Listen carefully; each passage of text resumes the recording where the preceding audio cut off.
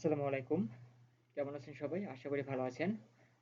আজকে আমি দেখাতে চাচ্ছি কিভাবে একটি ফোল্ডার বা একটি ফাইল তৈরি করতে হয়। কম্পিউটার ডেস্কটপে একটি ফাইল বা ফোল্ডার তৈরি করার জন্য খুব বেশি সময়ের প্রয়োজন হয় না। আর খুবই সহজ একটি কাজ।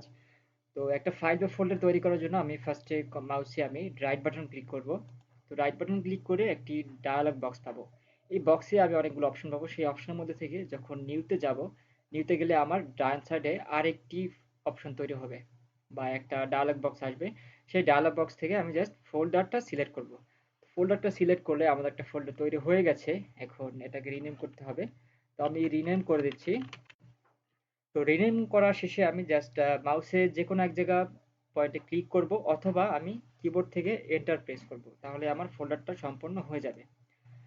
এভাবে করে একটা ফোল্ডার তৈরি করতে হয়। এখন আমি দেখাচ্ছি কিভাবে একটি ফাইল তৈরি করতে হয়। ফাইল তৈরি করার জন্য আমাদের একই মেথড চয়েস করতে হবে।